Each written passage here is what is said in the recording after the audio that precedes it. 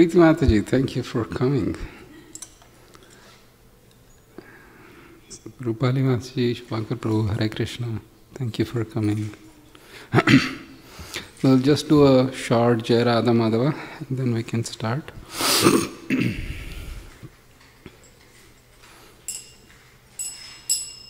Okay, this is.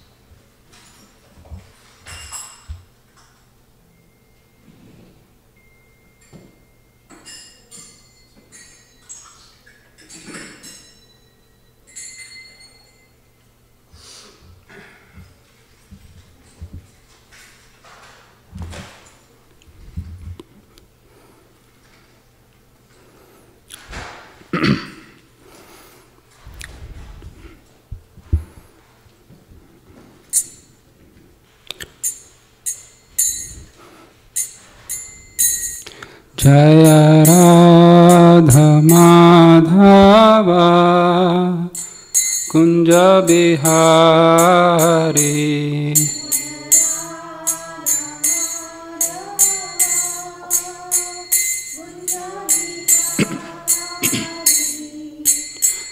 Gopijana Vallabha Girivaradhari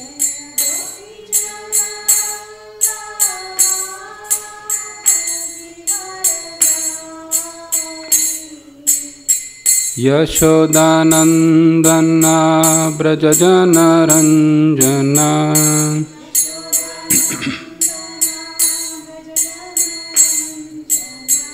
Yashodanandana Brajajana Ranjana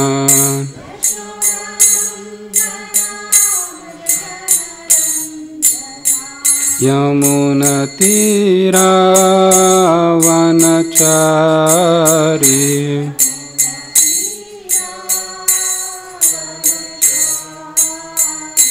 Jaya Radha Madhava Kunja Bihari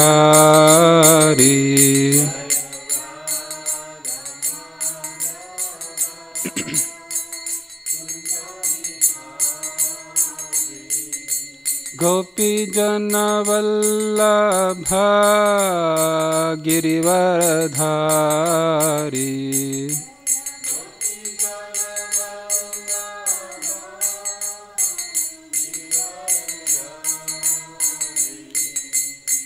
Yashodanandana Brajajana Ranjana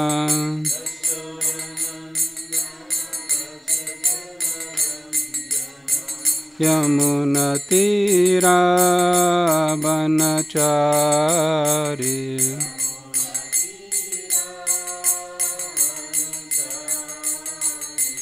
Hare Krishna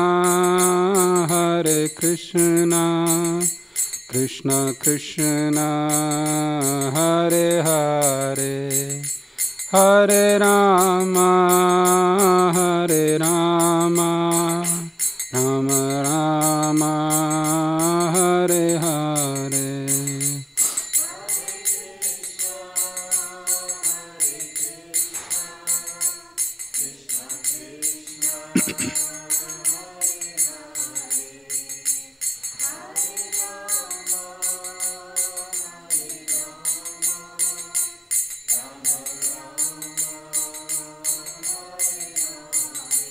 Jaya Prabhupada Jaya Prabhupada Prabhupada Jaya Prabhupada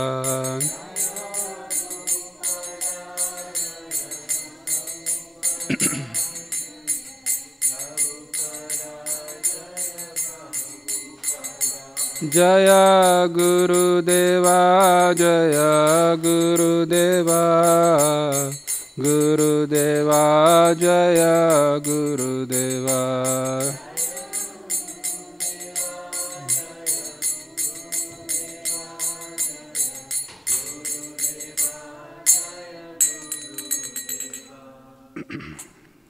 Hare Krishna Hare Krishna.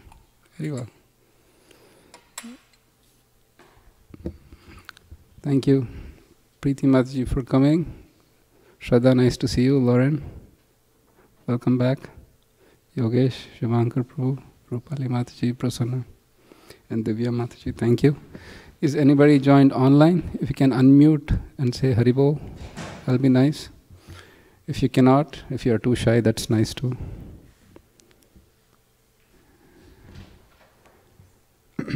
All right. Haribol. Haribol, Mataji, I didn't get you. Oh, Haribol, Ananya Radhika Mataji, thank you so much for joining.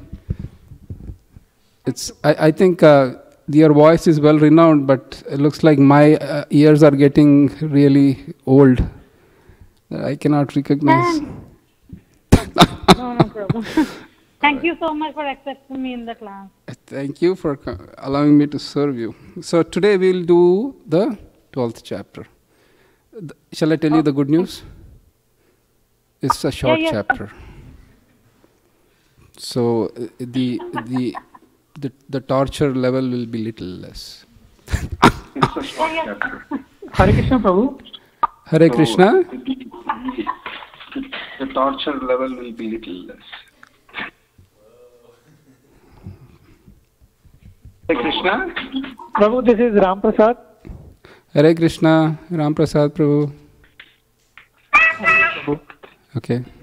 There is another student too. It's nice. Anybody else? Haribol Prabhuji, Kushal here. Hare Krishna? Who's that? I'm sorry. Prabhuji, Kushal. Kushal. Hari Hari Bol. Yes. I thought I could recognize, but somehow failed to. Hari Bol Sadhana. So we'll do the Mangalacharan prayers first, as is our standard. And then we can start the 12th chapter.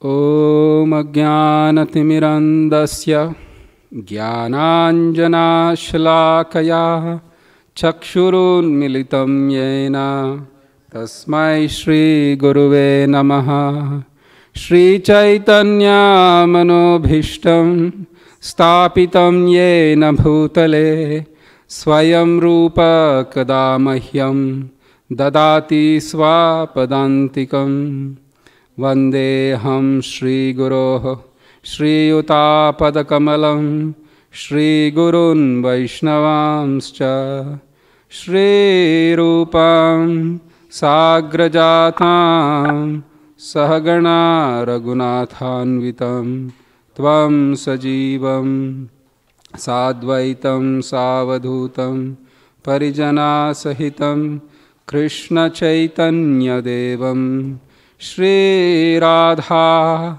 Krishna Padan Sahagana Lalita Shri Vishakanvitamscha He Krishna Karuna Sindho Dinabandho Jagatpate Gopesha Gopika Kanta Radha Kanta Namostute Tapta Kanchana Gaurangi Radhe Vrindavaneshwari Vrishabhanu Sute Devi Pranamami Hari Priye Vancha Kalpatarubhayascha Kripa Sindhubhya Evacha Patitanam Pavanebhyo Vaishnavebhyo Namo Namaha Jaya Shri Krishna Chaitanya Prabhu Nityananda Shri Advaita Gadadhar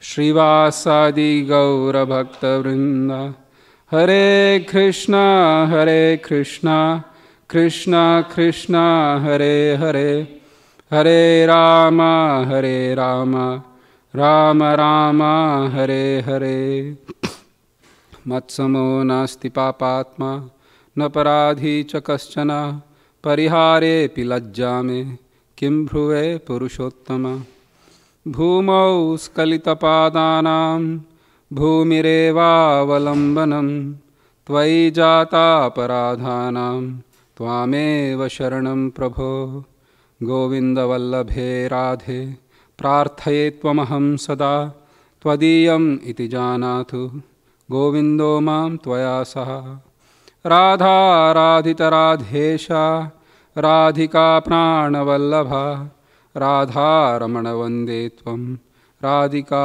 Prem निर्जिता. Hare Krishna. So today we'll be doing the 12th chapter. Just one point about the earlier statement I made. In the Nectar of Instruction, Srila Rupa Goswami writes that the holy name, the characters and pastimes of Krishna are sweet like sugar candy. But for a person who is afflicted with jaundice, anything sweet seems really bitter. So when I talked about the word torture, please understand that Krishna's nectarian words in Bhagavad Gita are truly nectarian, and they are the source of immortality and everlasting pleasure. But I don't know about you all, but because I'm a severely conditioned soul, I find these sometimes torturous. So just to clarify that statement. So 11th chapter, what was the talk? What was the topic of 11th chapter? What did we learn in 11th chapter? Yes, Lauren. Please take the mic. The universal form was frightening to Krishna's pure devotee and the demigods. Thank you. So we did learn about Krishna's universal form because Arjuna asked Krishna to show him the universal form. I want to see that form with which you pervade this entire universe.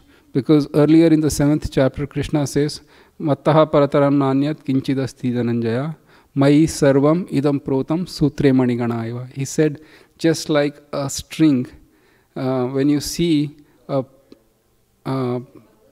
string of pearls or a necklace of pearls, you see the pearls that are nicely held together, but hardly anyone sees the string that is actually holding the pearls together.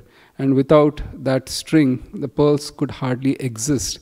Even if you take our own Kantimala, for example, there are wooden beads that are being held by the plastic string, but nobody bothers so much about the string. But when the string breaks, pretty much the whole of the Kantimala is just gone.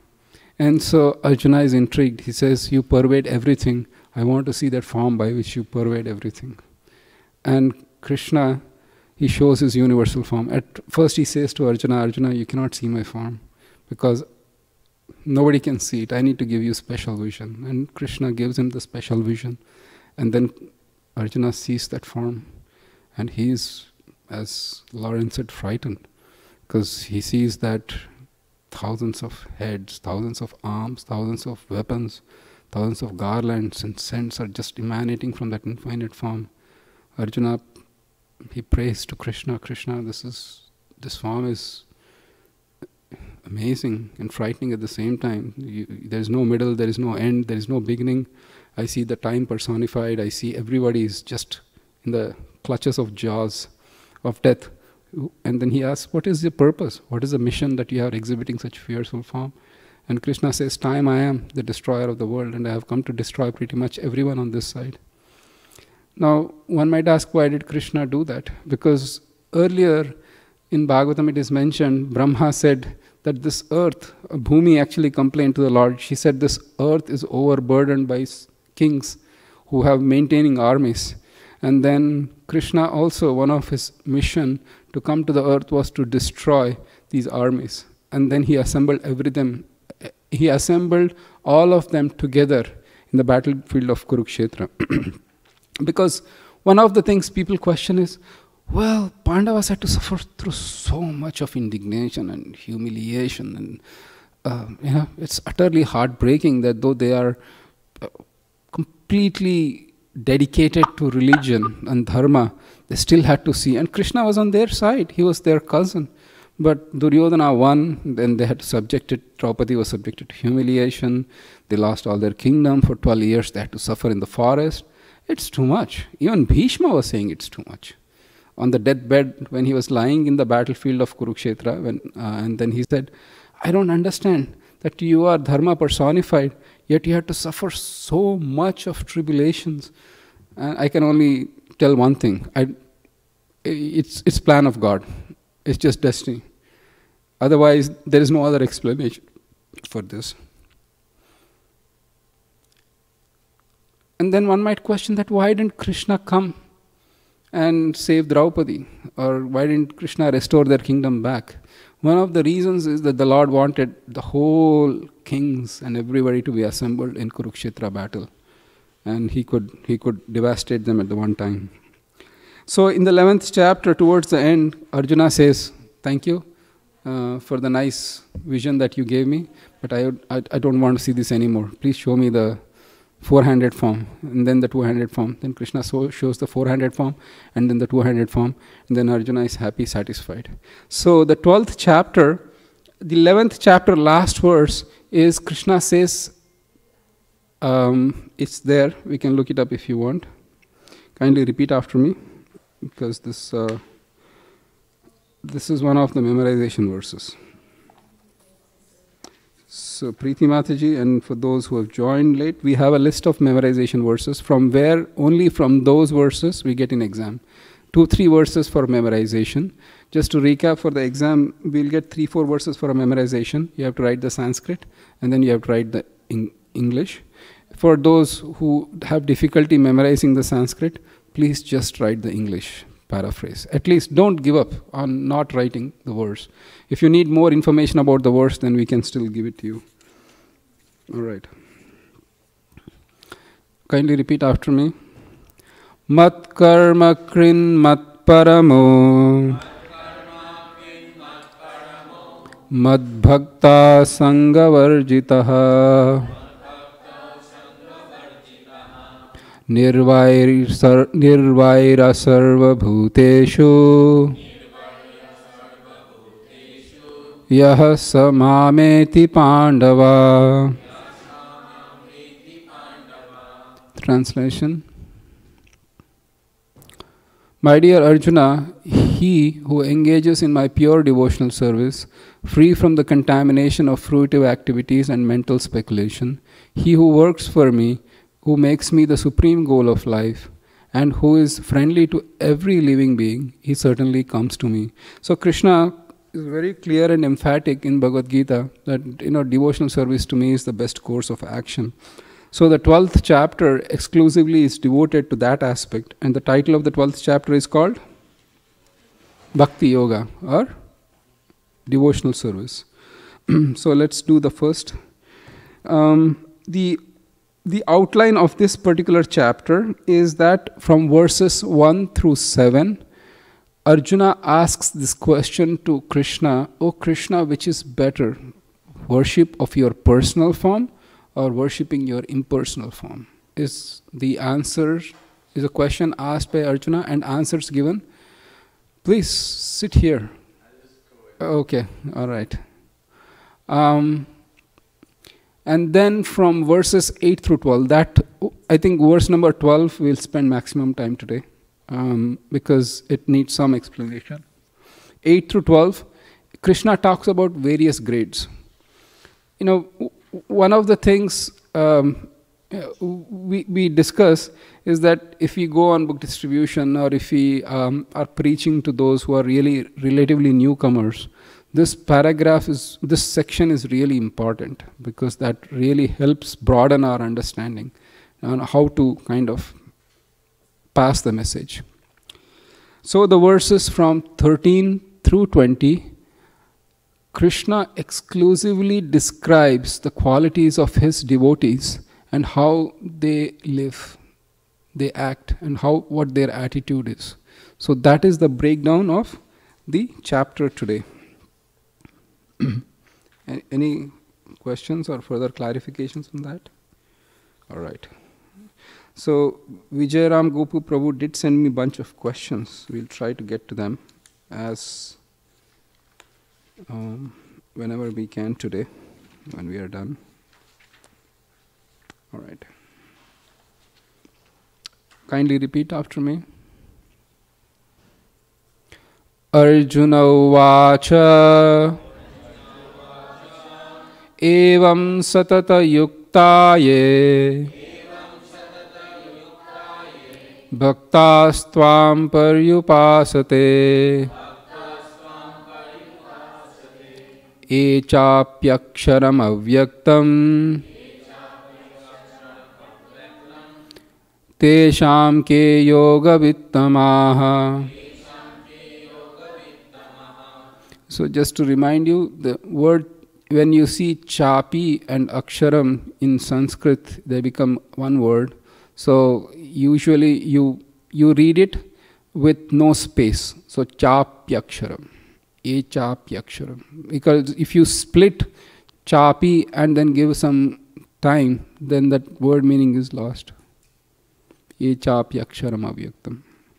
So, Preeti Mataji, you can read the translation. What we do is we read the translation, and for the next, it will go to Shraddha. So, sorry, you have to use the mic. Translation. Arjuna inquired, which are considered to be more perfect, those who are always properly engaged in your devotional service, or those who worship the impersonal Brahman, the unmanifested? Thank you. So, we'll read the fourth paragraph in the second chapter. Good. So we'll read a little bit there because Srila Prabhupada gives an overview of the Bhagavad Gita here. In the second chapter of Bhagavad Gita, the Supreme Lord explained that a living entity is not the material body. He is a spiritual spark, and the absolute truth is the spiritual whole. In the seventh chapter, he spoke of the living entity as being part and parcel of the Supreme Whole and recommended that he transfer his attention fully to the whole. Then again, in the eighth chapter, it was said that anyone who thinks of Krishna at the time of quitting his body is at once transferred to the spiritual sky, to the abode of Krishna. And at the end of the sixth chapter, the Lord clearly says that of all the yogis, one who always thinks of Krishna within himself is considered the most perfect. So, in practically every chapter, the conclusion has been that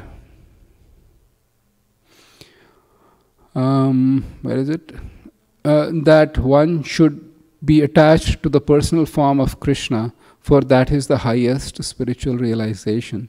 So, Bhagavad Gita was something that Krishna, because one of the questions that we get is that why you guys talk only of bhakti? Or why Srila Prabhupada translates everything in terms of bhakti only? And that's been a criticism that has been leveled by some academic scholars who don't see the devotional aspect or what Krishna is trying to say. They think Bhagavad Gita has some academic work. So, if you have advanced math and a basic math, then you segregate as such and you don't mix both of them. You don't say basic math is advanced math and advanced math is basic math. But the idea is that Krishna is saying, ultimately devotional service is the only means to know me. And then one might question, why did Krishna give so much of other chapters? Why did he waste his time and Arjuna's time? He should have said Sarvadharman Parityaja, enough. We don't have to go through 18 chapters, less questions for the exams. One verse to memorize, Sarvadharman Parityaja. But the idea is that there are many, it's not directly easy to understand Krishna. Our devotional service to Krishna is not something that one comes to right away. And we'll go through that as a course of chapter. Because in the conditioned state, the living entity thinks me as the biggest thing. So all the people you see in the world, I am the most important person throughout. But when you come to devotional service, I'm really insignificant. It is only Krishna that is the most important person, and his devotees, they carry a lot of weight according to Krishna. So to come to that realization, it doesn't happen overnight. And Krishna doesn't want to impose himself.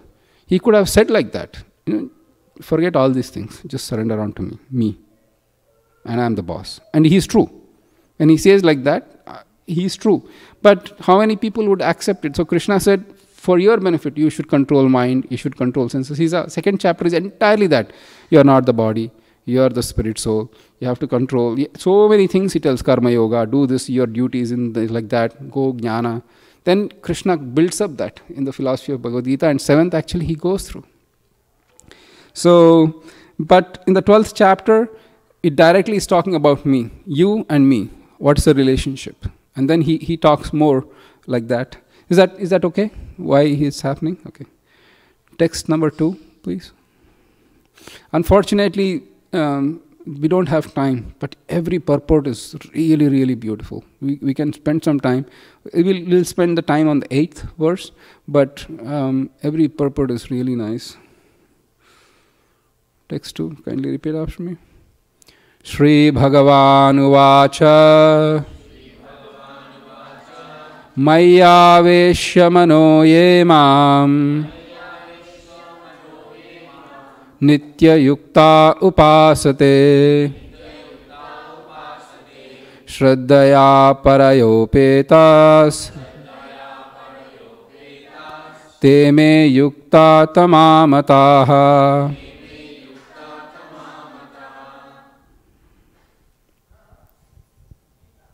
The Supreme Personality of Godhead said, "Those who fix their minds on my personal form and are always engaged in worshipping me with great and transcendental faith are considered by me to be most perfect." So if you can see, this verse exactly mirrors, or more or less mirrors 647. Yoginam api sarvesham madgatenantaratmana shraddhavan bhajate yomam same yukto tamo matah. He says the Supreme, those whose mind... okay, you can look it up. I'm just bringing it up. And of all the yogis, the one with great faith who always abides in me, thinks of me within himself and renders transcendental loving service to me. He is the most intimately united with me in yoga, and he is the highest of all. That's my opinion. So Krishna Bhakti is something that we are not artificially inflating its value. We are not taking Bhakti and just saying that is it. Because Krishna is saying that is it. Of all the yogis, he says, those who serve me with faith and those who are they are united with me in loving service, they are the highest and they are the perfect. So that's where we are also just following Krishna's words to be the Bhakti yogis. That's the reason why we don't spend too much time doing the exercises. Because some people ask me, so, oh, yoga, good. So can you teach me some exercises, some breathing exercises? I mean, we can do that, no harm, but you are not going to get the ultimate goal of life. And some might, because sometimes devotees can easily get allured by the yoga societies. You want to sit up? They get allured by the yoga. It's good, breathing process, the breathing in, breathing out, mind is calm and peaceful. Because I have become devotee, my stress levels have increased. Might as well go and sit in the yoga so that, there immediately you get some relief. So, there is a whole topic that we will deal with that. How as devotees we should balance. That's a topic for some other time. But the thing is, the path of devotion is what Krishna is asking us to do if we want to reach him, and that's what we are doing. When we are chanting, when we are hearing about Krishna, when you are sitting in the class listening to his words in Bhagavad Gita, it's the highest form of devotional service. And that's what is Krishna seeking. Is that fair? All right. So here also, if you go back to that verse, in this particular verse, which is 12:2, and of all the yogis, those who fix their minds upon my personal form and are always engaged in worshipping me with great and transcendental faith are considered by me to be the most perfect. So here, Krishna is supremely clear. You cannot get more clearer than that.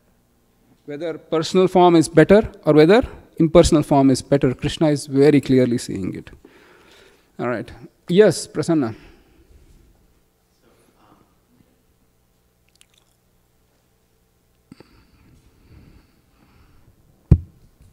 So, Prabhu, a clarification. So, if you go back to the 1153, somewhere around that, Arjuna requests Krishna to actually show the four-armed version. Mm-hmm. And there it also, Krishna clearly says that this is very difficult for people to see. Mm.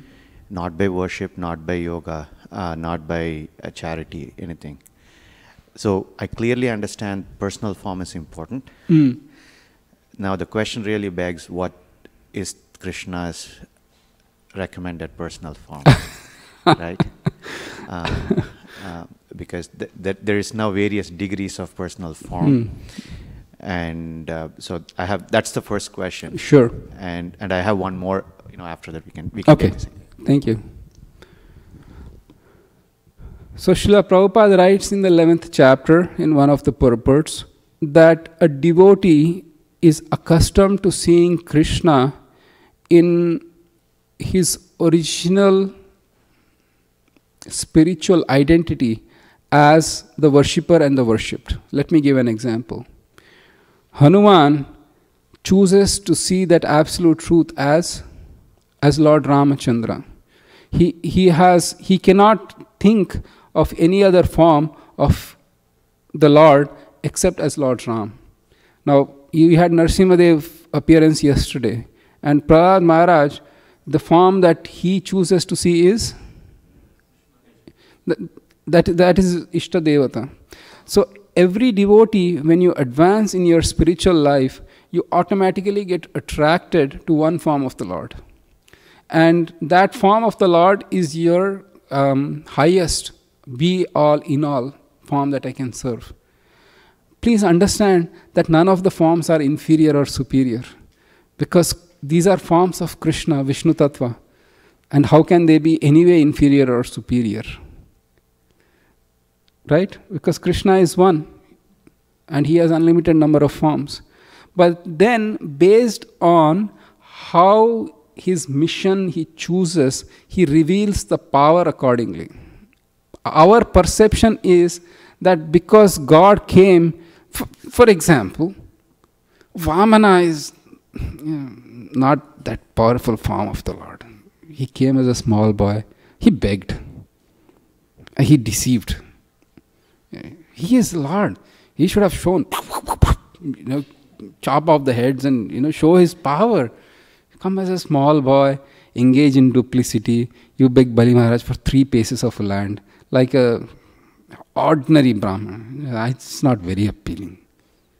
Parashuram, on the other hand, he chopped off the heads of Kshatriyas 21 times. 21 generations are lopped off. 21 generations. But please understand that Parashuram is actually a Shakti-avesh avatar. And Vamana, strictly speaking, is a Vishnu Tattva avatar. So, purely from an analytical perspective, it's hard to judge the forms of the Lord. All the forms of the Lord are equally transcendental and important. Thus, to decry one devotee as better, you are Narsimhadev, you are here, Radha Krishna. It is ludicrous. Because Krishna is Krishna. He is absolute truth and he reveals according to his devotees' tastes. So, does that answer your question? Yeah. So, as we advance, but the thing is, initially your spiritual master says, this is another point though. You might say then, if that is the case, why am I chanting Hare Krishna Mahamantra? I don't like, it's not I don't like. My Ishta Devata is Narsimhadev. So I should, neither Krishna nor Rama has Narsimhadev. Why should I chant Hare Krishna Mahamantra? The reason we do that is because the initial process of sadhana, we have been given the order to chant the Hare Krishna Mahamantra. Strictly speaking, Hanumanji doesn't take Japamala and chant Hare Krishna every day for 16 rounds. He's always absorbed in Lord Ram. And so, when you are above the regulative principles, when you are on the path of spontaneous devotional service, for those who haven't done the 4th semester, where we do Nectar of Devotion, there we can discuss more, like what is sadhana versus Vaidhi versus Raganuga, spontaneous. For the practical purposes, it's always safe to assume that we are on sadhana stage. Let's not get into Raganuga right away. So because we have been given the order by our spiritual master to chant the Hare Krishna Mahamantra, we do that, but even though we are attracted to some form of the Lord, and the Lord will reveal. For example, Dhruva Prabhu, yesterday he came, and then obviously he's a very exalted Narsimha Bhakta. But I'm sure Indrajumna Maharaj didn't say him to chant Narsimha mantra prayers only. So there is a sadhana that automatically reveals one Ishta Devata and one Swarup accordingly.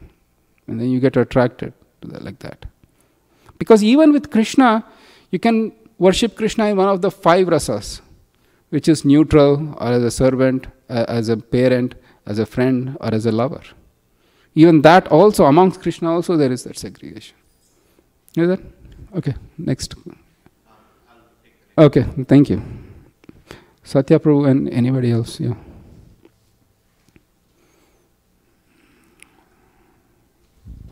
Hare Krishna Prabhuji.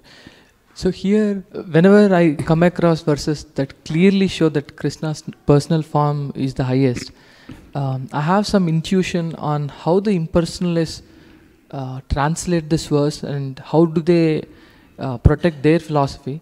But at the same time, sometimes I wanted to search, but then I remember Prabhupada and Chaitanya Mahaprabhu telling us, if you read impersonal philosophy, your devotion will go away. So how do we satisfy our interests, our intuition, and find that answer? So if you are saying I am still curious about the impersonal aspect, and how do I find out that? How the impersonalists translate this verse, and how do they support their argument that impersonalism is the highest? For example, when we read 12.2, it is cut and clear that Krishna's personal form is the highest. I see. So, forget this verse. The impersonalists, the personal form of the Lord is something they use word jugglery to say it's Maya. The impersonalists have this serious problem. How can you accommodate the personal feature of the Lord?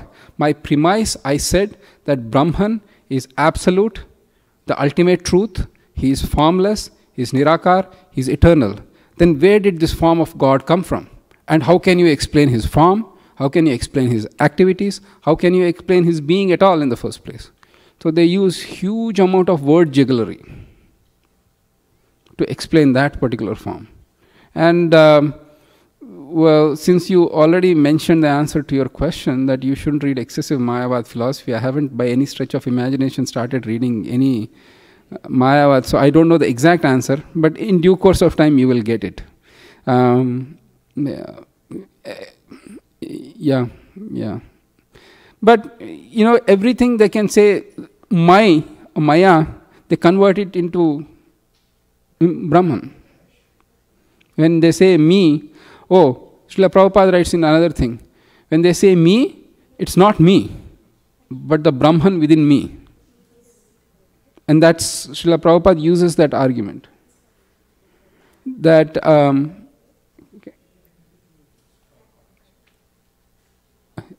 what's going on? Helping? All right. That's one way saying me. Anything me, not to Krishna, but to the unlimited within Krishna. How can limited hold unlimited? That's another argument. Because that unlimited has been now come into a limited form, right? Brahman, who is unlimited, and Krishna, who is limited, having a form, all that Brahman has been into Krishna, and Krishna is matter. So matter can hold something spiritually unlimited. But they use some more words. See, it's pretty obvious and easy to counter their arguments. Reasonably easy. Okay. So, sorry, Prabhuji. Do they also believe in super soul, existence of super soul? No. Because super soul again means... See, the thing is, for Mayavadis to explain matter is difficult. Here is a question I ask. Is matter false or true? Is matter real or is matter unreal? It's real. Okay. But, okay. So it's, go ahead, Lauren. If it is real, then why are we searching for something something beyond, because this matter is real, my body is real, but experience tells me that it's never real, because it's going to be there today and it's gone tomorrow. So matter is really not real, right? Just like the dream, they say dream which comes, it seems to be real for that time that you are experiencing the dream, but then it is unreal after some time. So they say matter is something like that. So you said temporary? Go ahead.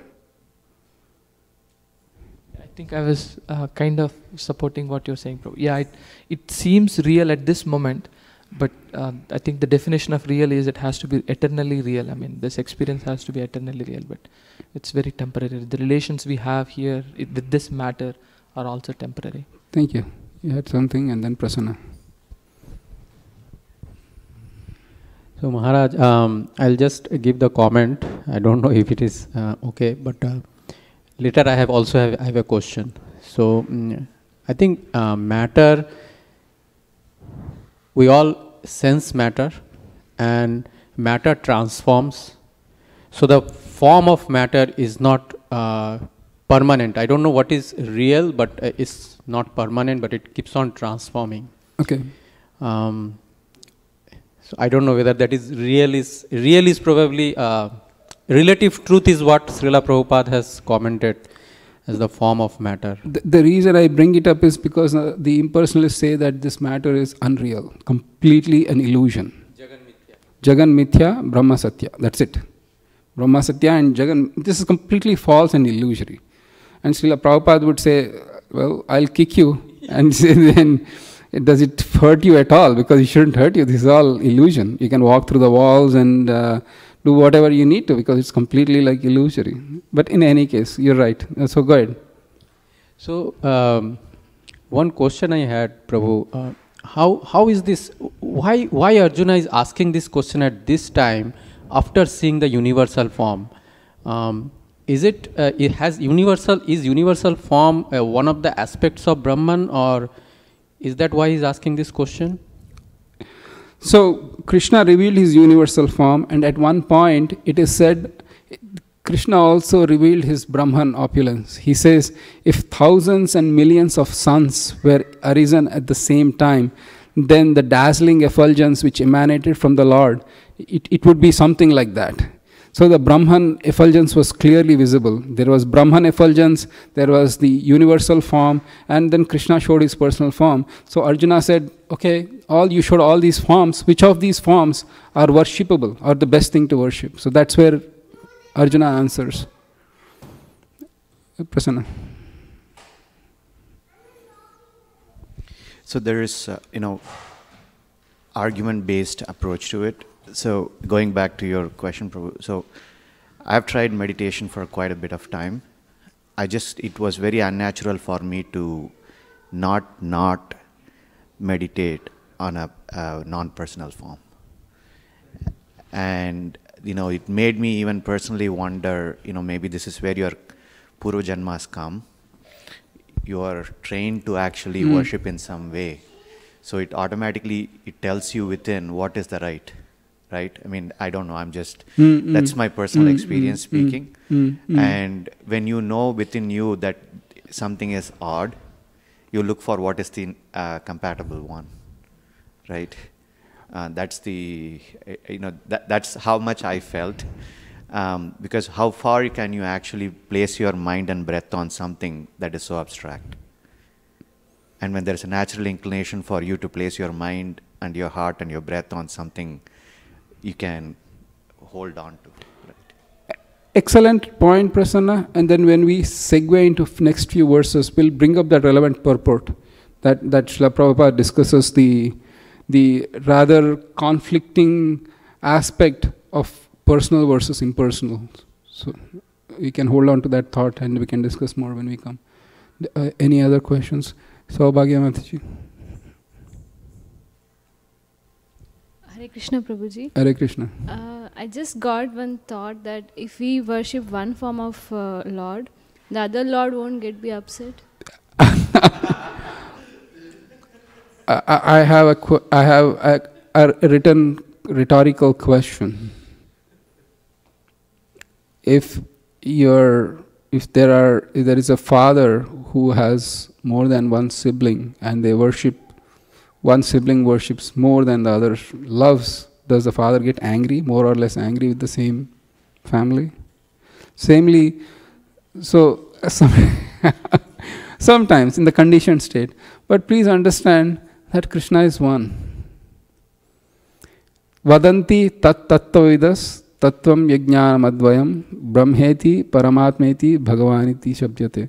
Whether you worship Brahman or forget worshipping different forms of the Lord. Even Krishna says in the next verses that even those who worship the Brahman, ultimately they reach me. Because I am not different from that Brahman. It's because we have in this world the idea to differentiate. In fact, that is needed. You cannot live without differentiating in this world.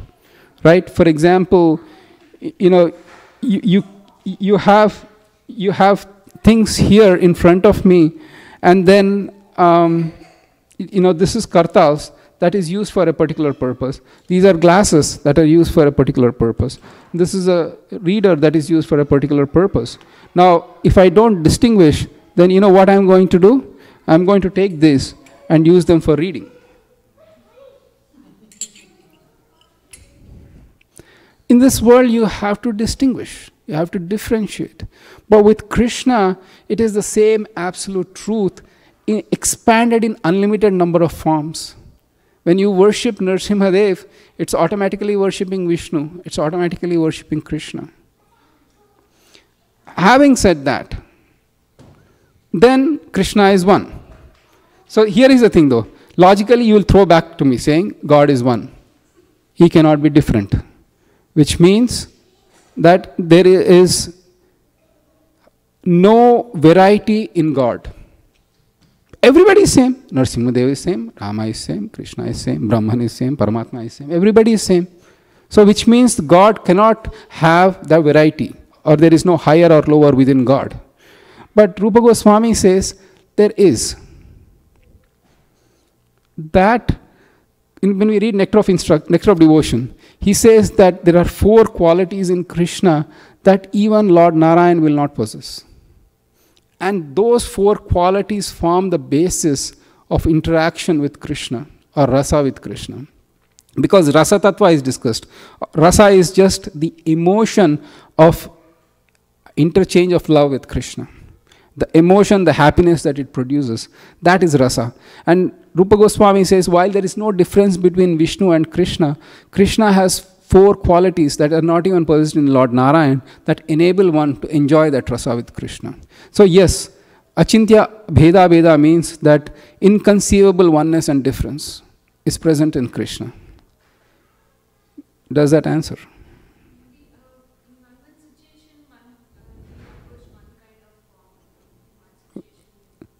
Eventually, but it is the same form. It's the same absolute truth. Because people might say, the Muslims or the Christians might say, my God is better than your God. That is dangerous, right? Because you have to figure out which God I need to take side of. Ultimately, who is going to win? Usually it happens, right? In a family feud, or if there is in a corporate feud, then you have to figure out which side I have to take, which side has a better chance of winning. Otherwise, if I take the wrong side, then I'll be destroyed. So my God versus your God, I have to figure out every day morning, get up, should I be a Christian, should I be a Hindu, should I be a Muslim, because which God is going to win, or the other God is going to destroy me. But please understand that God is one. The paths are different. And so, does that a little bit answer your question? Yeah. Yes, Sadhana Mataji. Yeah, so, I practiced Patanjali's yoga for many years. I started 25 years ago with a Krishnamacharya lecturer. So I think when I learned this, the stages were very much with this was with a very wide variety of people, mostly not Indian even.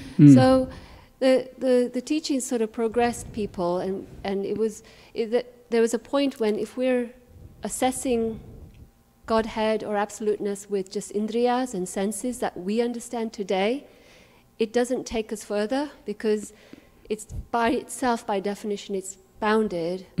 So the tattvas have the differentiation of being transcendental too. And the Mahatattva is sattvic. After that, everything is material, and the gunas come, right? So in the steps towards the Ishtadevta, there's a definite point, progression to go towards the feeling state of sattvic feeling, and then progress meditation. And then that takes you to a personal stage, because inherently it's personal. And then people find the Ishtadevta. I mean, that's Patanjali's very end state. But again, it's a very difficult progression. It helps people who are very far away, who need the very steps or looking for the answer. So I think that's only I can share is that this is hard to talk about in material sense perception, right? So. Excellent, thank you. And going ahead, we'll get to the same point. If we go to the text number 3.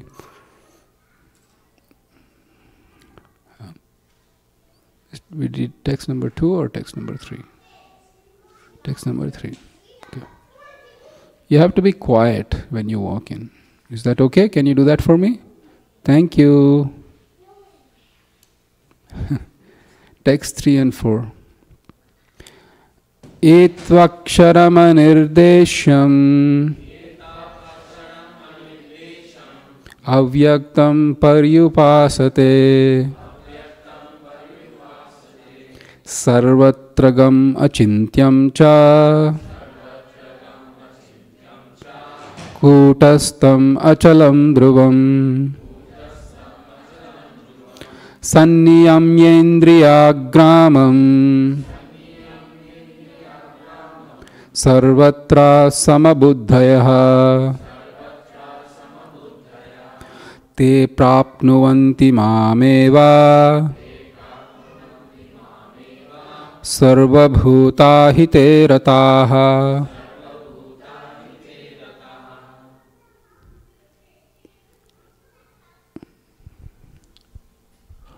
But those who fully worship the unmanifested, that which lies beyond the perception of the senses, the all-pervading, inconceivable, unchanging, fixed and immovable, the impersonal conception of the absolute truth, by controlling the various senses and being equally disposed to everyone, such persons engaged in the welfare of all, at last achieve me. So here, does Krishna say that those who worship impersonal don't achieve him? No, but then the word used is at last. There is, as Sadhana Mataji said, there is a long process. First of all, I am not this matter, which means I have to decide that I am beyond the varieties and dualities of this world. First I have to come to that stage. Completely free from, because senses, mind, matter, thoughts, these are all material and these are all temporary. So I need to rise above. And then the process of yoga teaches you how to rise above. To various stages, up to the process of jnana. Jnana yoga teaches you, the perfection of jnana yoga teaches you, you are not matter, but you are spirit.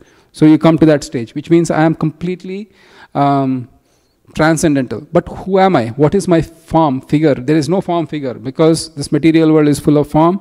Spiritual means no form. That is where the initial investigation into spirituality starts. Oh, this is matter. This is spirit. This is matter. This is not matter. So reject it, reject it, reject it. Then you come to the conclusion that this whole world is formless. I am formless. I am spiritual. God is formless. After that, then you have to see, oh, God has a form. I see. He has a person. Oh, is a personal form? Then shouldn't I get a personal form? Oh, okay, get a personal form. Then what is the relationship? So you see that Bhakti Yoga brings the devotee to that stage, and we are doing it right from word go without going through all these processes. That is why Bhakti Yoga for us seems somewhat similar to material matter. You know, I have relationship, then God, I have a relationship with God. It's pretty much the same. What is the difference? Because we are not beyond that, our chanting of Hare Krishna is such an austerity. Because we have not reached the name of Krishna is transcendental and sweet, but since we haven't reached that position, I'm talking about myself, not you. I haven't reached that stage yet. It feels it's a burden to chant. The sweetness doesn't come. It seems a chore to chant. But for those who are spiritually advanced, Rupa Goswami says, what nectar these two syllables, Krishna, have been showering upon me. When I hear these, I want millions of mouths so that I can chant more. I want millions of ears so that I can hear this more. And when I chant the Mahamantra, this Mahamantra dances in the courtyard of my heart. And I think 16 rounds, who asked me to take initiation? Lifetime? Goodness gracious. I thought at least a 5-year period and we are done with this. Anyway, that's just me. Yes, Shraddha. So do we have a form, like when if we are fortunate enough to go back to Godhead, do we have a universal or like a spiritual form that we manifest into? Yes. The Brahma Samhita, it says that based on one's contemplation of Krishna, one will receive the form, one will receive the conveyances and clothes and everything, and the necessary paraphernalia for worshipping Krishna. Yes.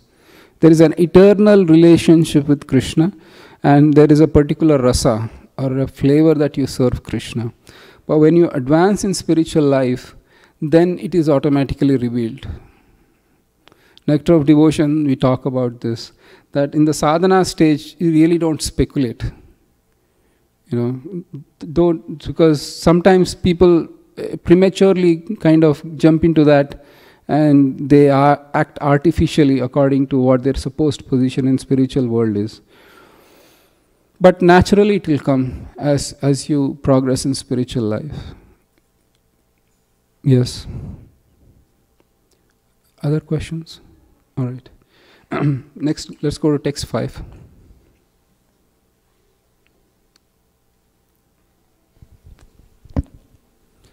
Kleshodikatarastesham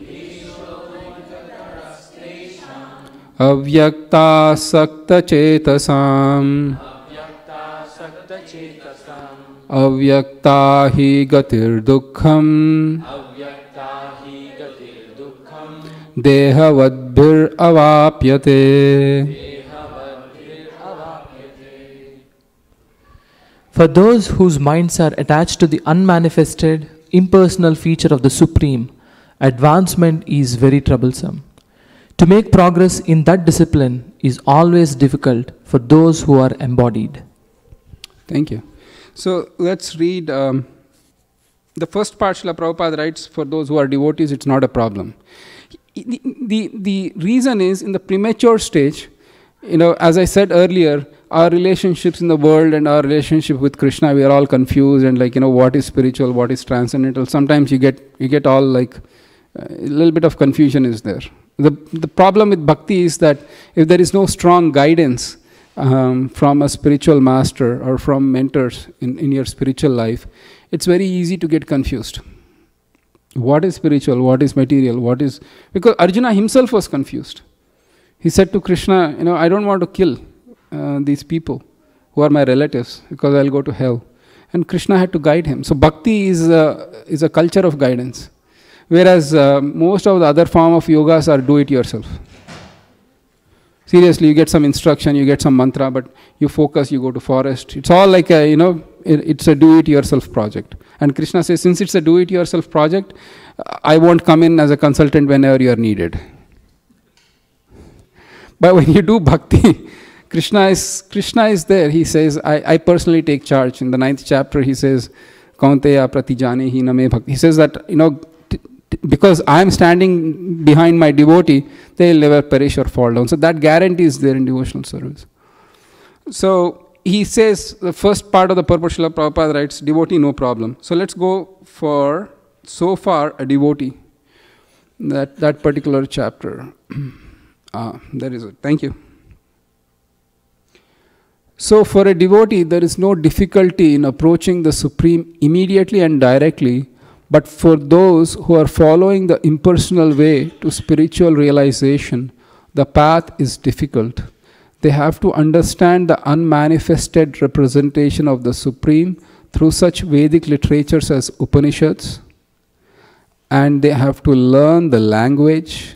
How do you learn the language of limitless? You need to learn infinity? Infinity speak? I don't know. It's translation. Okay. Learn the language, understand the non-perceptual feelings. That's a big word. Non-perceptual. You can't perceive, but you have to feel. Non-perceptual feelings, and realize all these processes. So learn the language where there is no language, because any language again is matter. Shabda is, sound is matter. So that's why a lot of the Mayavadis use the silence. Be silent. Don't talk, don't speak. Everything is matter, mundane. Reject it. And then you have to learn the language, understand the non-perceptual feelings, realize all these processes. It's hard. But the goal, as I said before, is to come to the point that you are not the matter. But Bhakti Yoga means it automatically is implicit acceptance that I am not this matter. Otherwise, strictly speaking, for a person who is not in devotional service, you go worship, God is in temple, I chant His name, I call out to Him, and people will think you are slightly lunatic. You are calling out for a person that doesn't exist. Seriously think about it. You have seen in the movies and other places a man or a woman whose spouse for a long time passed away, and they still experience that spouse hanging around as a ghost or something like that. You will say, this person is not spiritually advanced. He needs to go to mental asylum. Yes or yes? Similarly, if because actually it is mentioned in the advanced stages, Chaitanya Mahaprabhu, the same madness exhibited by Radharani was exhibited by Sri Chaitanya Mahaprabhu in this final state. In one sense, it may not seem very different from the mundane madness that afflicts people of this world, but it's a very high stage of realization. So it's not, easy to understand. But this, Srila Prabhupada writes, is even difficult. Brahman is, you have a specific relationship that you need to unlearn, learn, then unlearn. So it's a kind of multiple stages. Questions, comments? And Upanishads, because Srila Prabhupada writes Upanishads, when we do the Nectar of Devotion, Nectar of Instruction, the first semester where we do Ishopanishad, you will see that God is described mainly in terms of impersonal. Upanishads mainly describe the Lord as impersonal. It's hard to conceive. And then the other problem is oneness. I am formless. God is formless and impersonal. If there is a God, I am formless and impersonal. If I merge, I also become formless and impersonal. I become God. The problem is that merging, that's very difficult to handle. If I merge into God, means I become God. If I don't merge into God, then what's the relationship between I exist, God exists as some impersonal, formless light? Where is the relationship? How does it work? The only thing that actually works at that point of time is you are beyond the three modes of material nature. That we are being kicked today, I being kicked today, so that you won't have in Brahman realization, Shanti, peace. Really, no material troubles, no material, no mother-in-laws, no bosses, no bodily troubles. That's great. But then what about the service? I don't know. Anyway, questions, comments, concerns? Otherwise we'll move on. Yes, Sadhana Mataji had something to say. Please, please, no. It's at the same time, although it feels like madness, anybody who's crying out for something they totally understand are themselves mad, because then they would know beyondness, right? So that doesn't either, it's the antithesis of what, it doesn't work either, right? Right. And if one knows they're searching for something, it has to be beyond what you recognize. So, because the search doesn't happen if you already recognize it.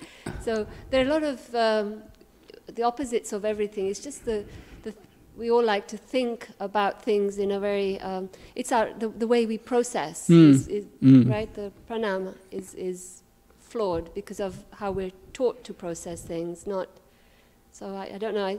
I agree with everything you said, but at the same time, everything you said is also can be easily refuted. Yes, that's very simply, without anybody trying too hard. Right? So. True. And the reason for a very spiritually advanced person who is actually crying out for Krishna is that they don't care about external. So Vaisheshika Prabhu brought up that lecture, right? What is that?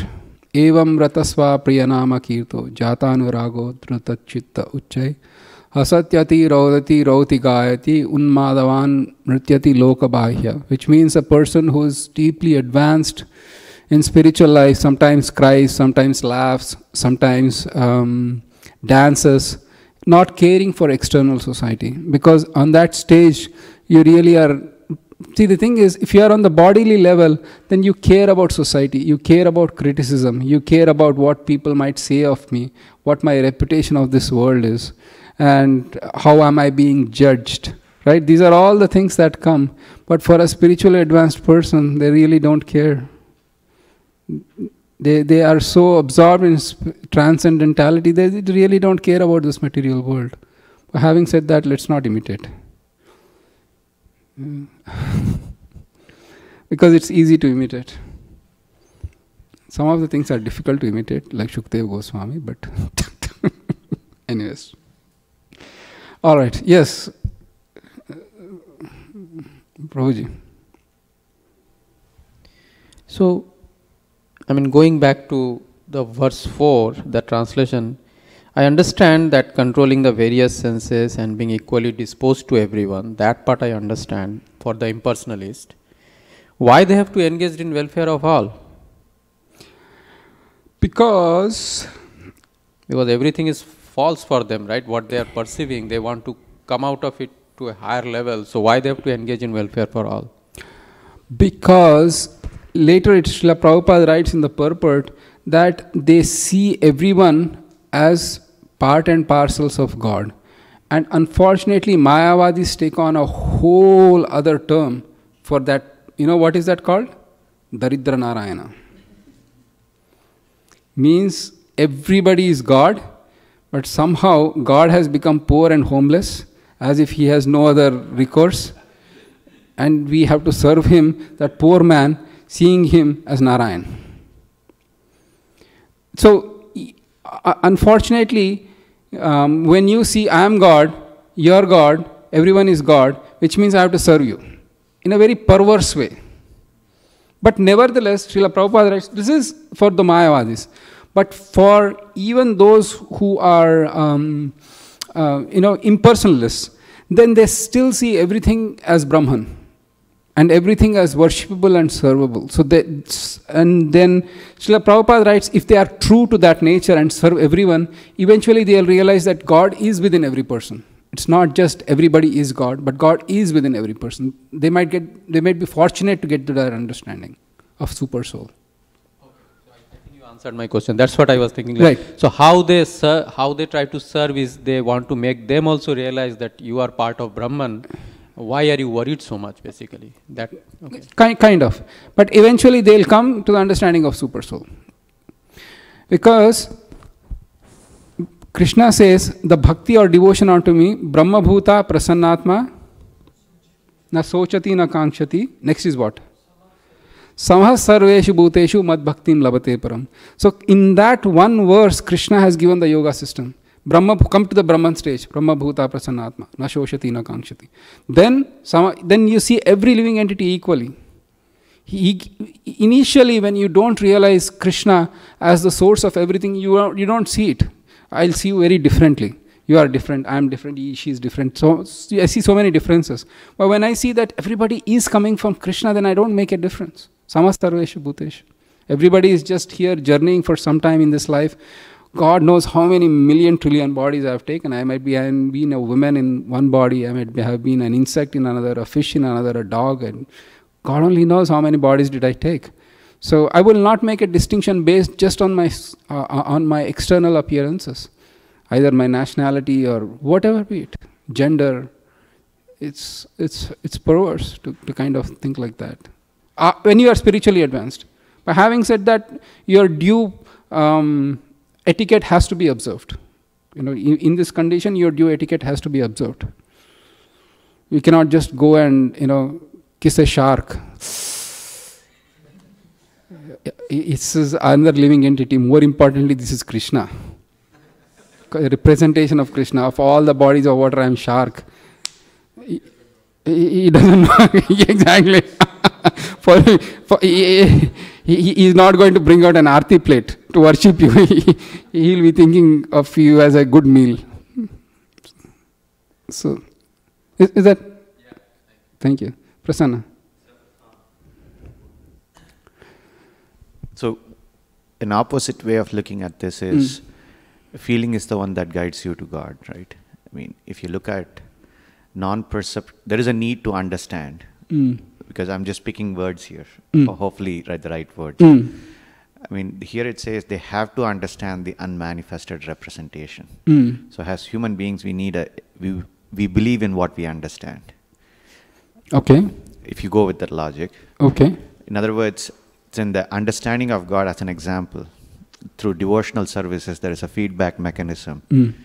You do your japa for 2 hours, and then there is like 2 seconds you get that, that feeling that you longed for, right? That's like, I cannot explain that, but I like that, right? So that's that feeling for people who have to understand the unmanifested. How would they even explain it? They cannot. That's why the non-perceptual feeling comes. But on the other hand, if you flip it, this paragraph around, purport around is, if you are tuned to understanding the feelings during the devotional service process, you establish or you recognize the reinforcement of your bond with Krishna. Is that a better way of understanding it, is what I'm trying to... It is. The thing is, here is though, when my devotional life is guided by my feelings, what is the source of that feelings? That is something I have to question, introspect within myself. If that source of feelings is something material, then it might not lead me to spiritual goal. Srila Prabhupada once was approached by a disciple. Maybe he was used to, but he said, Srila Prabhupada, you came in my dream and you said I should take LSD. He ordered me to take LSD. Because in those days, in the hippie movement, taking all sorts of intoxicants to get to a high, to get some spiritual feelings, was a pretty common theory espoused. And people would do that not necessarily out of a need to, but to experience that spiritual. So, Srila Prabhupada said, sorry, that's not me, it's Maya speaking. So, while you're true in your thing that, there is the reason I say that, I'll flip it back, my own argument, is that eventually my spiritual life is something I should be able to experience, to continue. I cannot live on the words of others. I cannot be constantly thinking, oh, this person experienced spiritual life, maybe it is. But eventually, sooner or later, I'll question myself, why am I not? Right? And at least I need to experience a little, have that personal connection to have that motivation to survive in the spiritual life. So while I concede to your point, but in the spiritual life, the orders of spiritual masters are the starting point. No, bro, 100%. Okay. The way I approached this was, you have Tattva, you have Hita, and you have Purushartha. So Tattva, you already have a sense, there is absolute truth. Then your Purushartha is actually, your purpose in life is to go towards that. I mean, even if you very simply go back to hundreds of pages, there is several times Krishna says, worship unto me like this. Mind needs reinforcement. So that's why I was saying that, the way to reinforce ourselves, once you realize that there is tattva there, is that feeling sense by following the sadhana. Excellent. Right? Excellent. Thank you. Thank you, Prasanna. Other questions? It's okay if you don't complete the chapter, because the goal is not to complete the chapter. I definitely won't get a commission if I complete the chapter.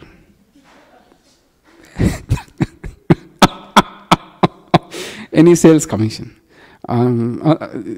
So on that note, just to add, whatever money is paid for the Bhakti Shastri course goes entirely to the temple, just to know FYI. I don't get a per student commission. This is something I do just for my own purification. So the reason I said is because discussion is what holds the Bhakti Shastri class together. Even if you don't complete the chapter, if you are having discussion, I'm very happy. So on that note, let me open up for online speakers, because they might be, fortunately they are not here. If they were here and I hadn't asked them, then I have to get some protective gear. Otherwise, I don't know what they would take, stones, tomatoes. So fortunately they are not there, so I can ask them. So online, any questions, any comments?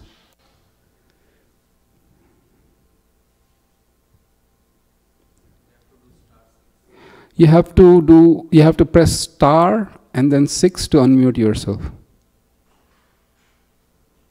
Right, Venudari Prabhu?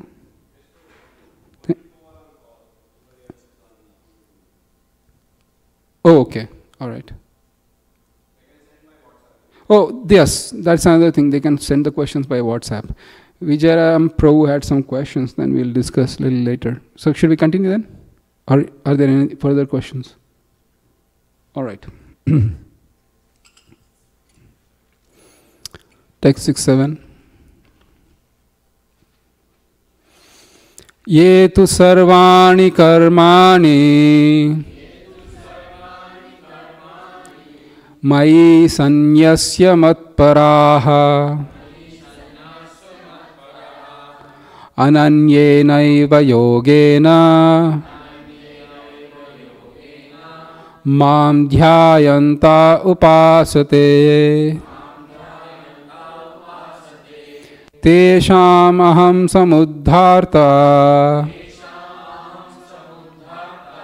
Mrityu samsara sagara Bhavami nachirat partha Maya veshita chetasam.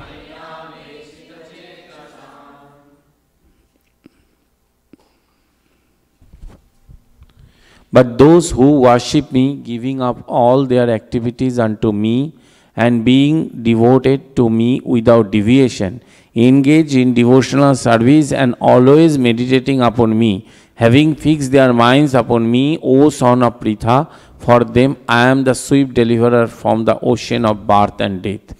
So the interesting point Krishna makes here, he doesn't say that you have to beg me for liberation separately. You just worship me, I am the swift deliverer from the ocean of birth and death. It's not a big deal for me. That's what Krishna is saying. Because in the Nectar of Devotion, when we read that pure devotional service is so blissful that even the joy from liberation seems somewhat insignificant compared to the joy of serving Krishna in pure love. And then this verse actually attests to the fact Krishna says, no big deal, I'll just deliver you, just fix my mind. So this is a nice point that Krishna makes for those who think, oh, pure, because one of the things comes with pure devotional service, you should never ask Krishna for liberation.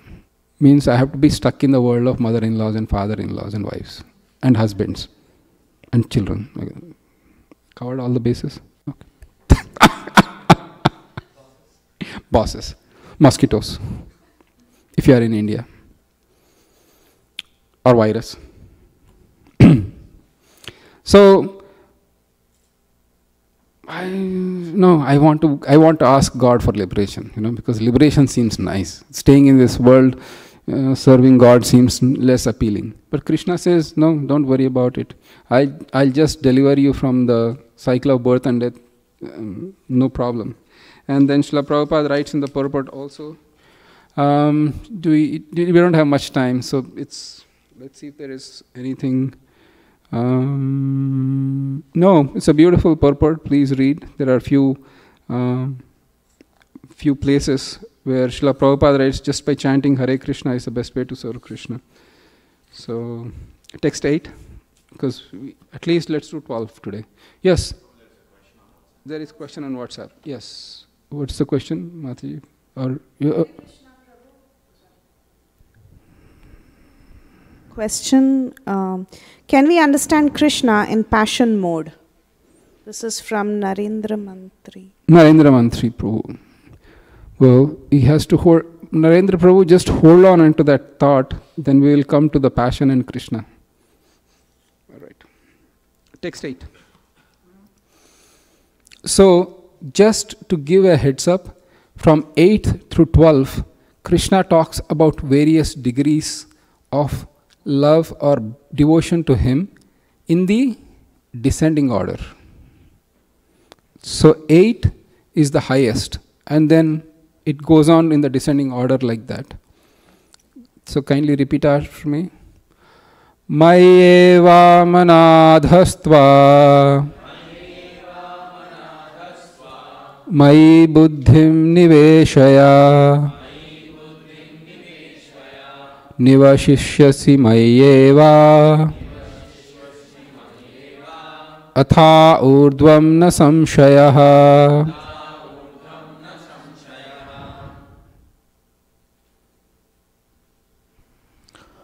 Just fix your mind upon me, the Supreme Personality of Godhead, and engage all your intelligence in me. Thus you will live in me always without a doubt. Thank you.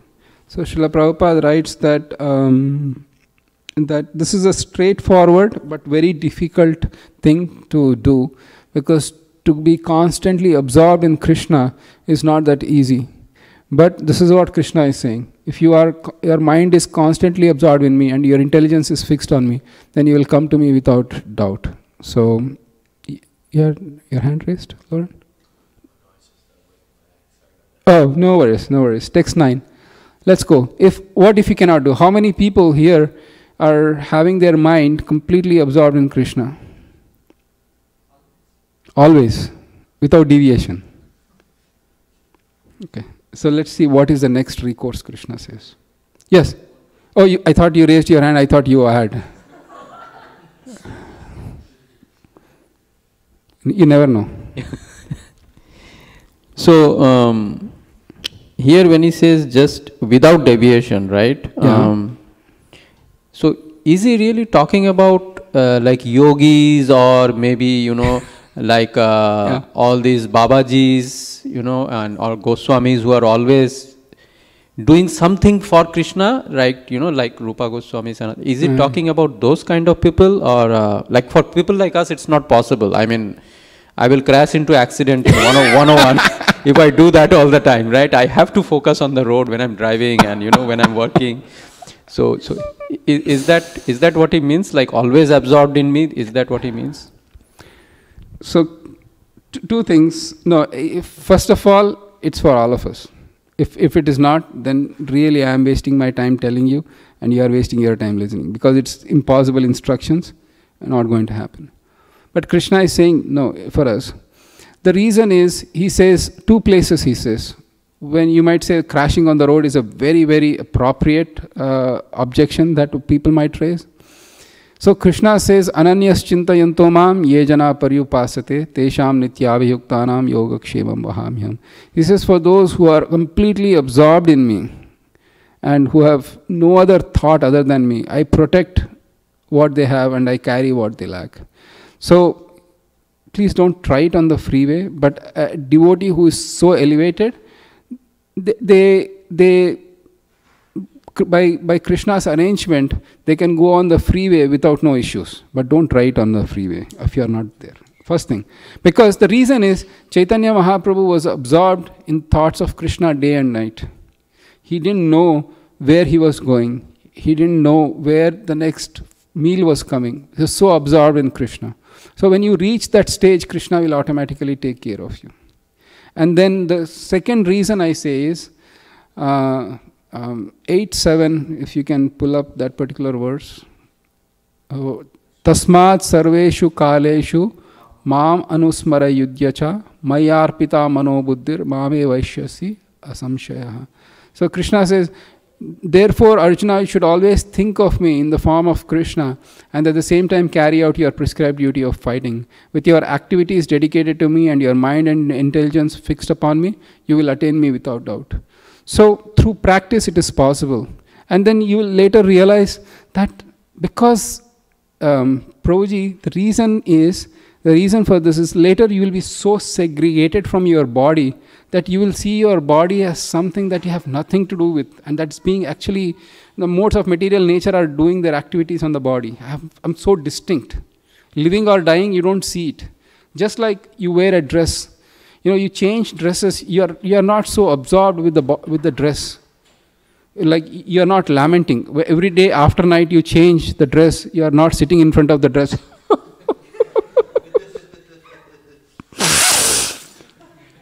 Because you have nothing to do with that dress. Millions of dresses have come and gone. Why are you sitting and lamenting in front of a dress? So you'll come to that stage.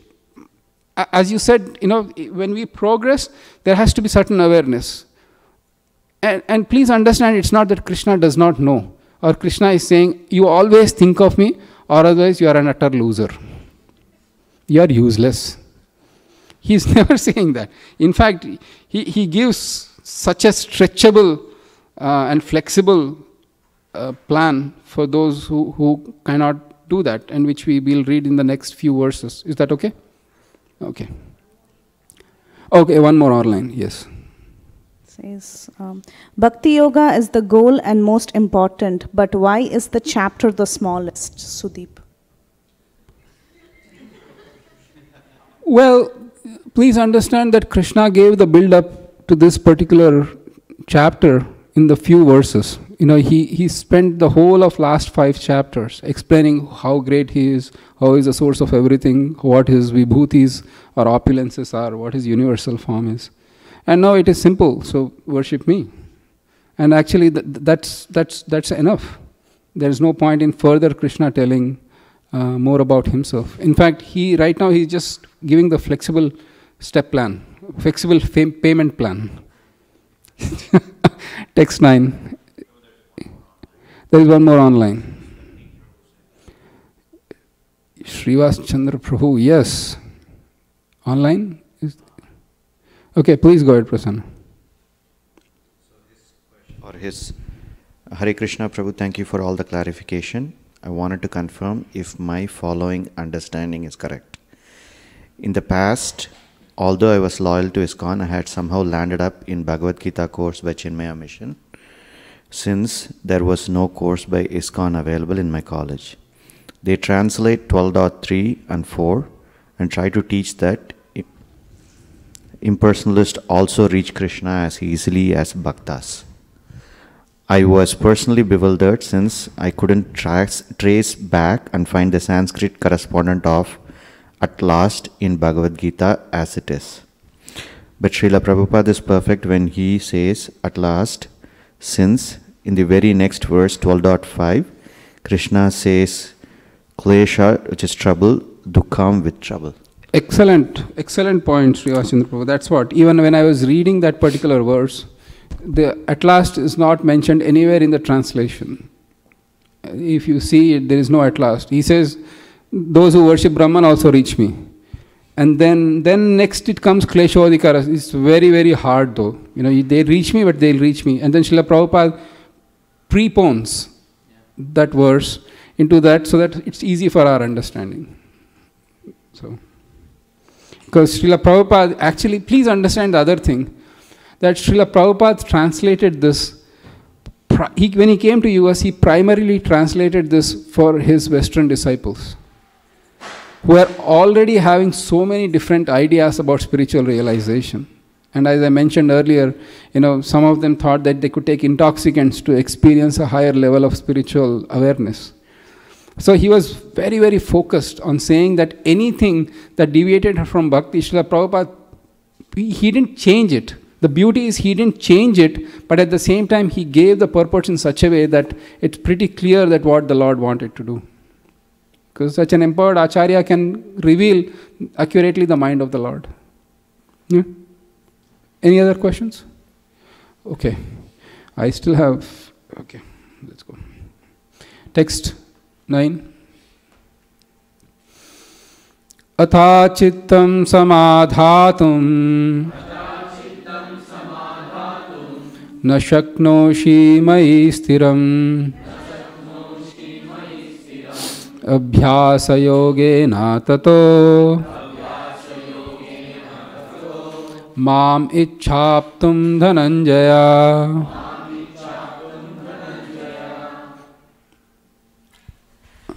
Translation.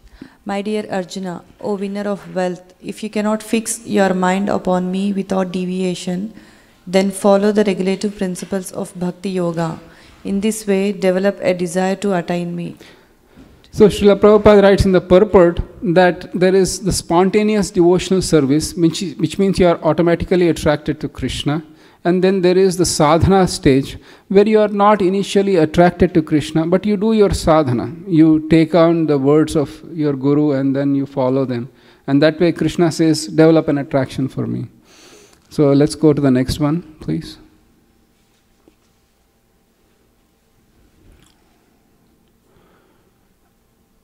Kindly repeat after me.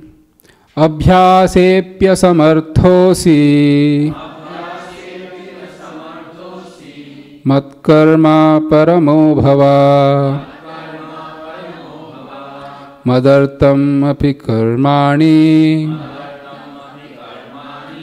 kurvan siddhim avapsyasi.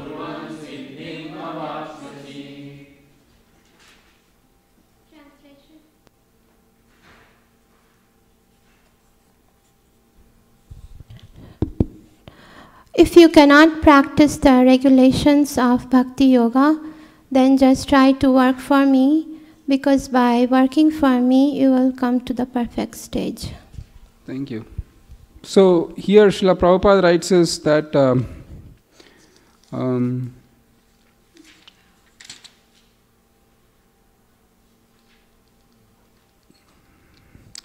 if you see the last paragraph, he gives some practical things.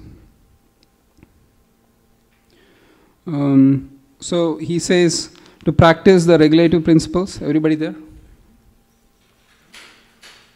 Oh. Yeah, no, it's fine. One who is not able to even practice the regulative principles of Bhakti Yoga under the guidance of spiritual master can still be drawn to this perfectional stage by working for the Supreme Personality for the Supreme Lord. How to do this has been already explained in the 55th verse of the 11th chapter. One should be sympathetic to the propagation of Krishna consciousness. There are many devotees who are engaged in propagation of Krishna consciousness and they require help. So even if one cannot directly practice the regulative principles of Bhakti Yoga, he can try to help such work. Every endeavor requires land, capital, organization and labor. Just as in business, one requires a place to stay, some capital to use and some labor and some organization to expand. So the same is required in service of Krishna. So Narendra Mantri Prabhu does not answer your question of how you can use your passion for Krishna. In fact, there are twofold answers to that question. One way is to use the passion. I want to earn money. I'm good at real estate. That's my thing. I need more and more real estate. You can use some of the real estate to actually help build a temple for Krishna. You can use that money to donate for Krishna. Right? So that's one thing of it. So we can go to the next verse. I'll want to come to the 12th verse if you can. Athaitad apyasaktoshi. Sorry. Athaitad apya ashak. But it's S on the top is sha. Athaitad apyashaktosi. Kartum madyogamashritah. Sarva karma phalatyagam. tata kuru yatatmavan. Translation. If, however, you are unable to work in this consciousness of me, then try to act, giving up all results of your work, and try to be self-situated. Thank you. So if you can see the purport a little bit, please. So here is, we'll read a little bit from the beginning. It may be that one is unable to even sympathize with the activities of Krishna consciousness because of social, familial, or religious considerations, or because of some other impediments. If one attaches himself directly to the activities of Krishna consciousness, there may be objections from family members or so many other difficulties. For one who has such a problem, it is advised that he sacrifice the accumulated results of his activities to some good cause. Such procedures are described in the Vedic rules. There are many descriptions of sacrifices and special functions for the full moon day, and there is special work in which the result of one's previous action may be applied. Thus, one may gradually become elevated to the state of knowledge. It is found that when one is not even interested in the activities of Krishna consciousness, gives charity to some hospital or other social institution, he gives up the hard-earned results of his activities. That is also recommended here because the practice of giving up the fruits of one's activities, one is sure to purify his mind gradually, and in that purified state of mind, one becomes able to understand Krishna consciousness. So if you are preaching, or if there is some book distribution, or we are talking to outsiders, and even if they can't do anything of this, but they are able to donate something for even quote-unquote mundane social activities, we still praise them. And Krishna himself is saying here that you cannot do all these things, then at least do such donations. Because in the 18th chapter, if I remember right, Arjuna asks Krishna, so should the activities of penance and charity should be given up? And then Krishna says, no, even the acts of charity and penances purify even a great man. So Krishna is very consistent. He is saying that don't give up. So, when we are dealing with different kinds of people, they may not be directly devotees of Krishna, but we never judge them because who knows? And Krishna himself is not judging. Why we take it upon ourselves to judge? Krishna is giving such bandwidth, flexible bandwidth. If you are not doing this, then do this. If you are not doing this, do this. Did Krishna end here? No, actually there is one more verse. He goes to follow the sadhana. No, I can't do sadhana. Then at least work for me. Go. No, I can't do that. Then at least give up the fruits of your action. Then one more, and then we'll take discussion. Kindly repeat. Shreyo hi jnanam abhyasaj jnanad dhyanam vishishyate dhyanat karma phalatyagas tyagachantiranantaram.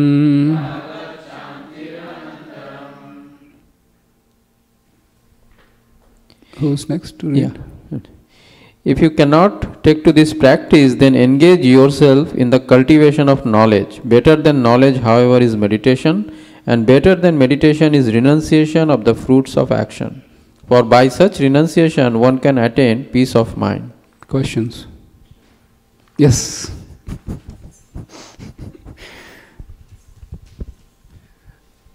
I think you know the question that we read. When we read the first part of Bhagavad Gita, we read Karma Kanda, Karma Yoga, within Karma Yoga, Nishkam Karma Yoga, which is without any expectation, giving up the fruits of activities. And then Jnana Yoga, Dhyana Yoga. But here it sounds as if Jnana Yoga, Dhyana Yoga, which is meditating, and then it says giving up renunciation of the fruits of action, which is Niskam Karma Yoga. I see some conflict between what we... So let's read a purport a bit.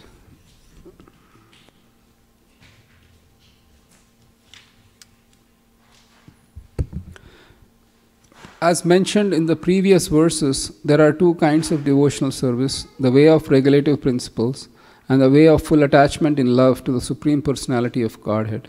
For those who are actually not able to follow the principles of Krishna consciousness, it is better to cultivate knowledge, because by knowledge one can be able to understand his real position.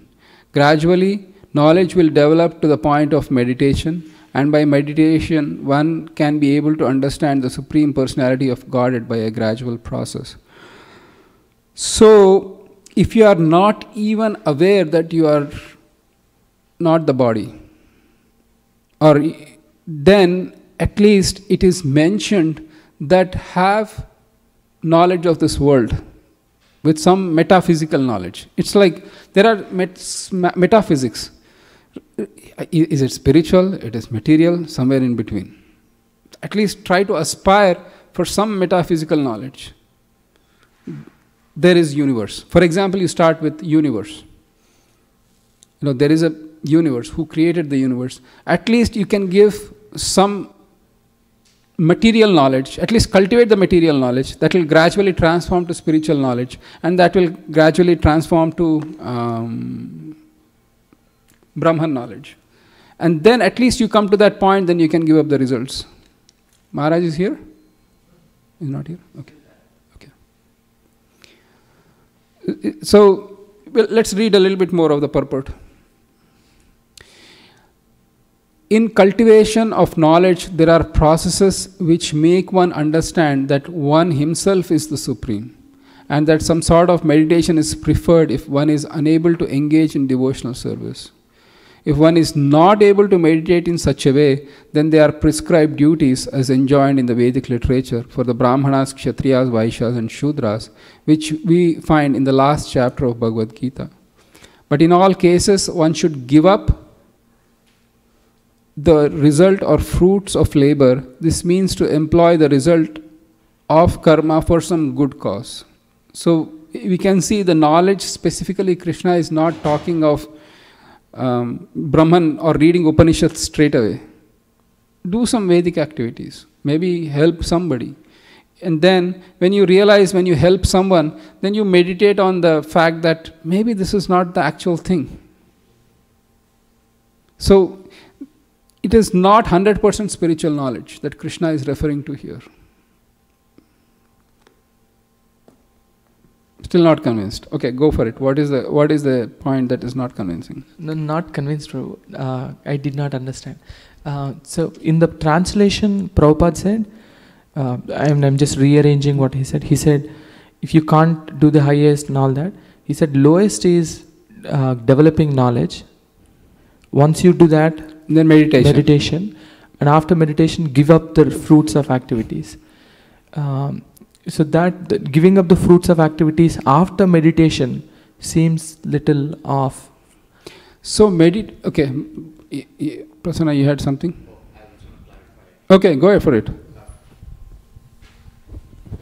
So Prabhu, Degatma Vimanam is basically your body and soul are different. If you can get to even to know that there is a distinction between two, if you have to get there, this is a reverse process. That's how I understood it.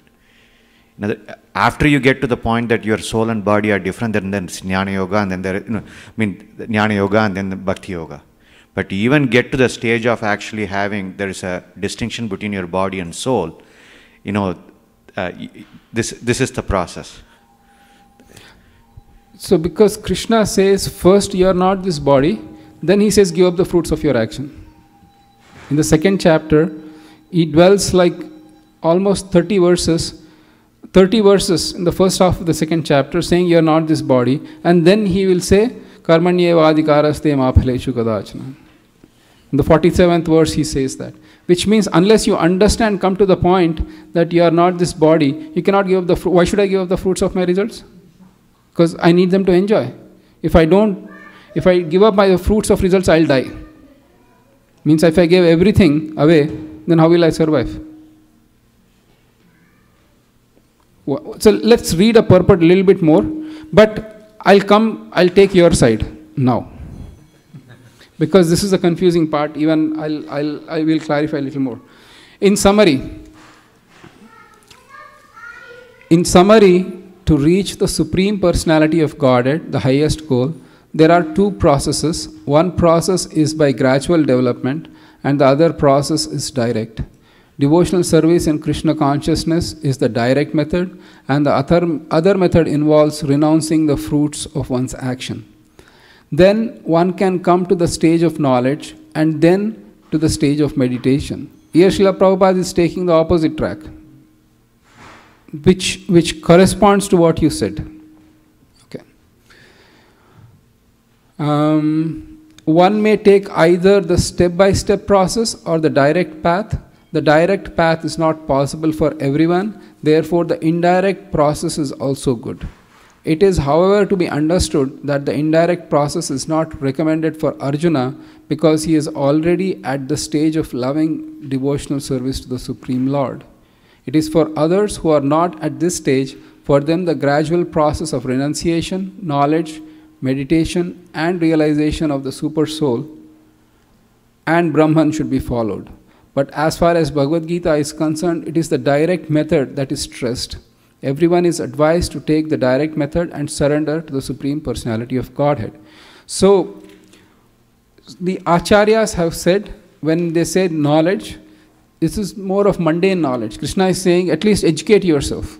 Then contemplate on this nature of this world. Dhyana. Yeah, that is meditation. To see what this world is really a fleeting place. Then maybe I should give up the fruits. I can't give up this world right away. At least let me give the fruits away, because I'll get some peace at that point of time. And then I can go advance. Is that helpful? Because it's not directly the knowledge of Brahman. Another point. If you are not coming to the point that you are distinct from the body, then you will not be inclined to give up your fruits. Why? No, I'm good.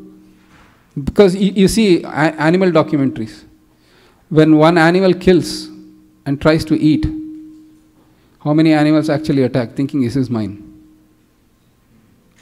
And when the animal who killed is trying to eat, it tries to defend from others saying that this is mine.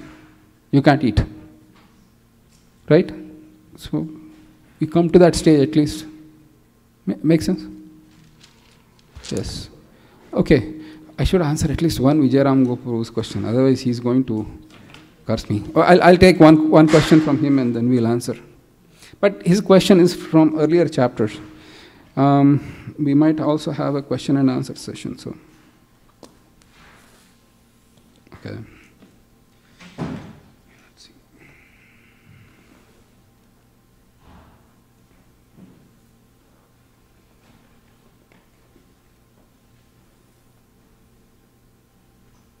Let's see if there is any question to the later part. Question quote from chapter 16.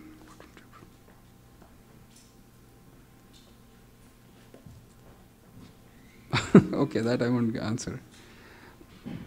So, one question he asked is, why is Bhagavad Gita called the Song of God? The literal translation of Bhagavad Gita is what?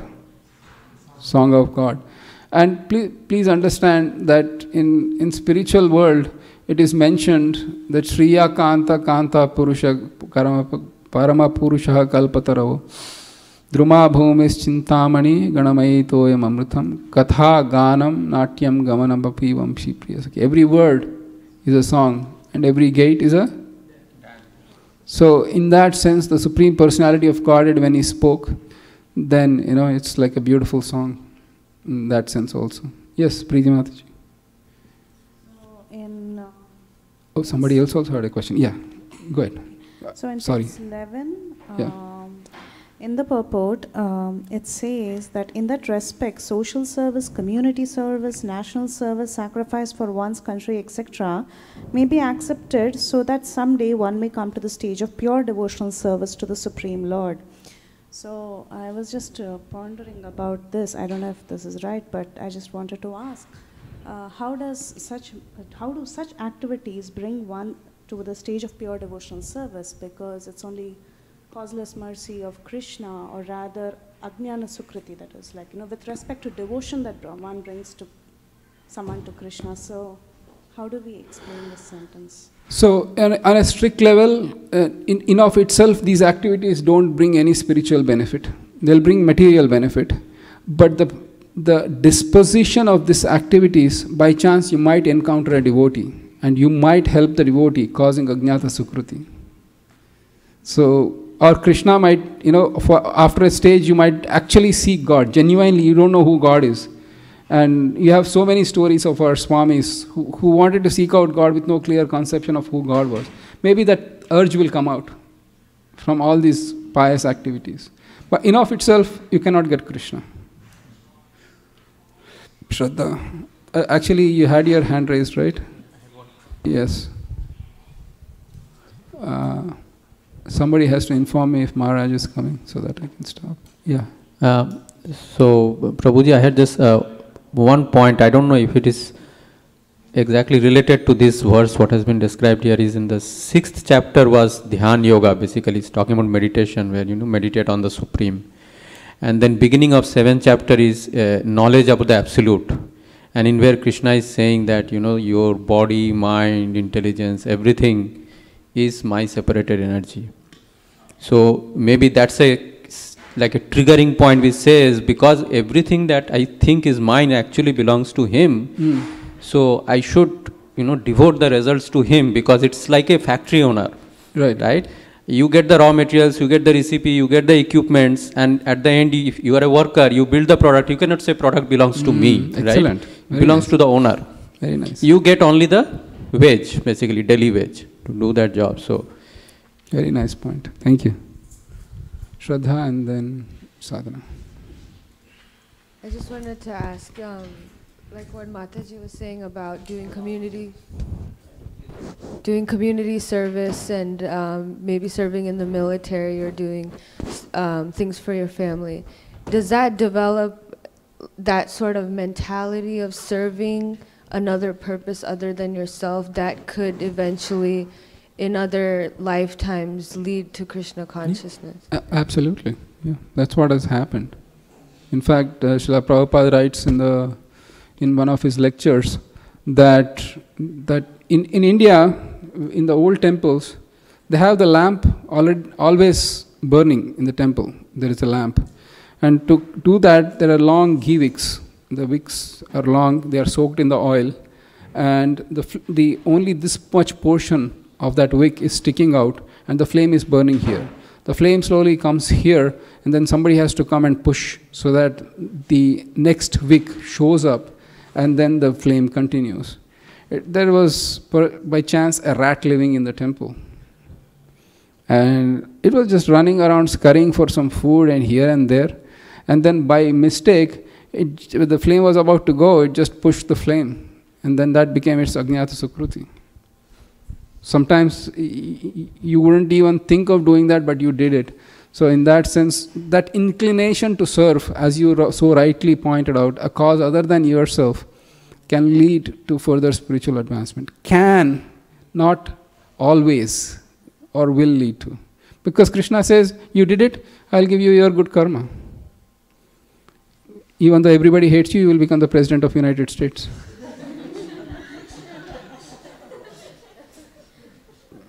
Nobody counted for you, but you still became. Anyways. Yes, Sadhana. And we'll take, that's the last question. Yeah, actually it was the same follow-on from what you taught. Because this verse might not apply to all of us who are sitting here today studying the Gita. This is definitely to recognize that many of the people are stuck in that mode, and they're maybe the people who go to the yoga mat to find that metaphysical experience. Srila Prabhupada started with people in this, right? Yeah. They were taking LSD because they were looking for something, right. And his whole goal in life was to help those people move from there as soon as they recognize that little difference, and that spark can create the next change, right? So this is for us to recognize we can help others. Excellent. And then the reason why he was able to create is because of his spiritual empowerment, that he was able to transform the lives of so many others to become devotees of Krishna, even though the background was not entirely suitable or congenial for pure devotional service. Extremely challenging. What he did was something. All right, we'll stop here today. I think you should take a break. So the next portion of it we'll discuss in the next class. Or if you want to read it on your own, that's fine too. It's your choice. And then we'll continue from there. Thank you so much for patiently listening. Vancha kalpatarubhyascha kripa sindhu.